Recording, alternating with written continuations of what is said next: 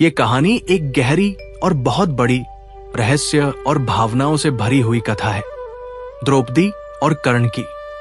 इतिहास और महाकाव्य में कई प्रसंग ऐसे हैं जो लोगों के मन में सवाल छोड़ जाते हैं, और उनमें से एक बड़ा प्रश्न यह है, चीरहरण के बाद द्रौपदी कर्ण से मिलने क्यों गई? यह प्रश्न अपने आप में रहस्य है। जो कर्ण ने सभा में कहा, जिसने द्रौपदी को अपमानित किया, उसी से मिलने का विचार कैसे आया? क्या यह केवल एक भ्रम था या उसके पीछे कोई गहरी भावना छिपी थी? चलिए जानते हैं। द्रौपदी का जीवन आरंभ से ही अग्नि की तरह था। वो अग्नि से उत्पन्न हुई थी और उसका स्वभाव भी उसी अग्नि की तरह तेजस्वी था। उसकी सुंदरता में आकर्षण था, पर उसके भीतर एक गहराई भी थी। वो गहराई जिसे कोई साधारण व्यक्ति नहीं समझ सकता था। जब उसका स्वयंवर हुआ, तब भी भाग्य ने जैसे कोई चाल चली। उसने केवल अर्जुन को चुना था, पर उसे 5 पांडवों की पत्नी बनना पड़ा। यह निर्णय स्वयं द्रौपदी का नहीं था, पर उसने उसे स्वीकार किया, जैसे कोई योद्धा भाग्य के वचन को मानता है। कर्ण उसी दिन से उसके जीवन में एक छाया की तरह जुड़ गया था, एक ऐसी छाया जो कभी पूरी तरह मिट नहीं सकी। स्वयंवर में जब कर्ण ने धनुष उठाया और लक्ष्य साधना चाहा, द्रौपदी ने कहा था, मैं किसी सूत पुत्र से विवाह नहीं करूंगी। ये शब्द बाण की तरह कर्ण के हृदय में जा धंसे थे। उस अपमान ने उसे तोड़ा नहीं, बल्कि और कठोर बना दिया। उसी दिन से वो द्रौपदी के प्रति द्वेष और आकर्षण दोनों का प्रतीक बन गया। बीतता गया।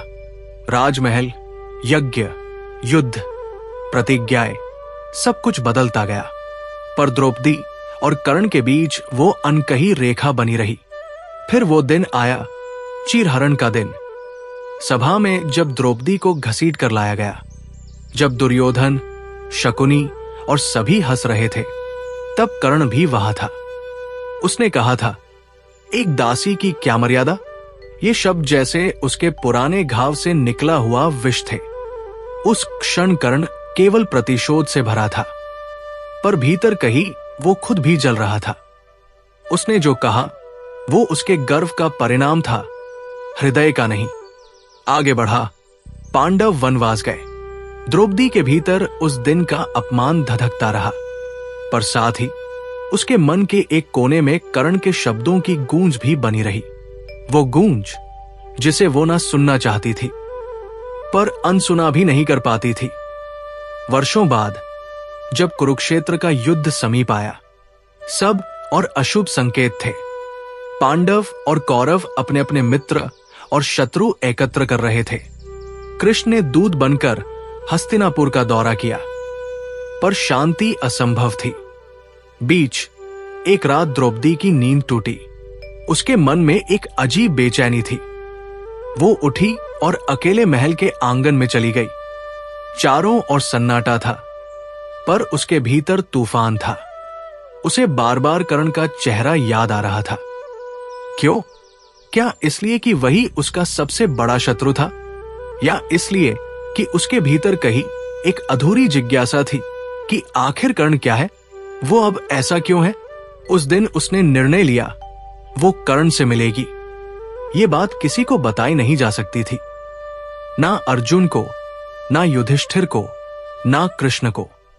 ये केवल उसका निर्णय था, उसकी आत्मा की पुकार। वो गुप्त रूप से एक दूत भेजती है जो कर्ण तक संदेश पहुंचाता है। कर्ण उस समय अपने शिविर में था। युद्ध की तैयारी चल रही थी जब उसे संदेश मिला कि पांचाली तुमसे मिलना चाहती है। रात का समय चुना गया। चांदनी हल्की थी। हवा में युद्ध की गंध थी। द्रौपदी उस शिविर तक पहुंची। पहरेदारों को हटाया गया। कर्ण अकेला खड़ा था, जैसे किसी पुराने पाप की प्रतीक्षा में। द्रौपदी ने प्रवेश किया। उसकी आंखों में न क्रोध था, न भय, केवल प्रश्न। कर्ण ने धीरे से कहा, तुम आए हो मुझे देखने? द्रौपदी बोली, तुमसे मिलने, समझने। दोनों के बीच कुछ क्षण मौन रहा। केवल दीपक की लौ कांप रही थी। द्रौपदी ने कहा, जिस दिन तुमने मुझे दासी कहा, उस दिन मैं मर गई थी। पर जानना चाहती हूं, क्या तुम्हारे भीतर कभी पश्चाताप नहीं हुआ? कर्ण ने सिर झुका लिया। हुआ था, पर मेरे भीतर का अपमान उस दिन मरने नहीं देता। तुमने मुझे सूत पुत्र कहा था। मैंने उसी दिन प्रतिज्ञा ली थी कि जब अवसर मिलेगा मैं तुम्हें उसी अग्नि में झोंक दूंगा। द्रौपदी बोली, तो तुमने अपना बदला ले लिया, अब क्या बचा? कर्ण ने उत्तर नहीं दिया, उसकी आंखें नम थी। मैंने बदला लिया पर शांति नहीं पाई। वो बोला, तुम्हारे शब्दों ने मुझे समाज से काट दिया और मेरे शब्दों ने तुम्हें अपमान में झोंक दिया। हम दोनों ही इस अग्नि के कैदी हैं।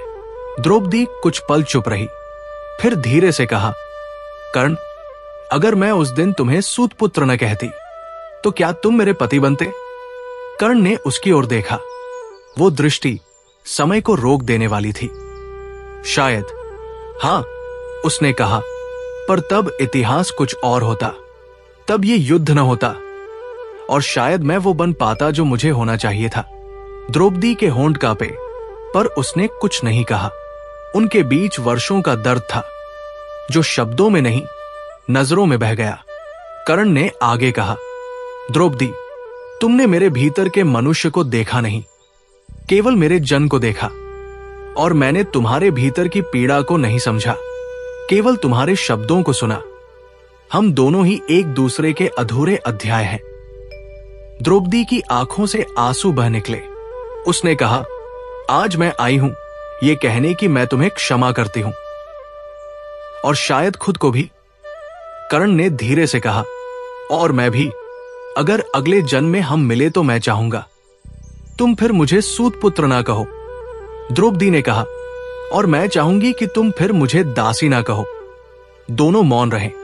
बाहर हवा में युद्ध के नगाड़ों की आवाज आने लगी थी। यह संकेत था कि भोर होने को है और साथ ही युद्ध का समय भी। द्रौपदी उठी। जाने से पहले उसने मुड़कर कहा, कर्ण, इतिहास हमें शत्रु कहेगा, पर शायद आत्माएं जानेंगी कि हम एक ही पीड़ा के दो छोर थे। कर्ण ने बस इतना कहा, हां, और शायद वही हमारा सच्चा मिलन था। उस रात के बाद दोनों फिर कभी नहीं मिले। अगले दिन युद्ध का आरंभ हुआ। कर्ण अर्जुन के सामने आया और दोनों ने वो युद्ध लड़ा जो युगों तक याद किया गया। जब कर्ण रथ से गिरा और मृत्यु के द्वार पर था, कृष्ण ने कहा, कर्ण, अब तुम्हारे पाप धुल गए। शायद कृष्ण को भी पता था कि पिछली रात जो हुआ वो केवल एक मुलाकात नहीं थी, वो दो आत्माओं की मुक्ति थी।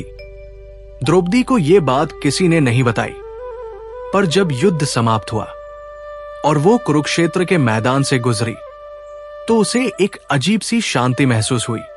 उसे लगा जैसे उसके भीतर का कोई बंधन टूट गया हो। वो रुकी, मिट्टी उठाई और कहा, अब शायद सब समाप्त हुआ।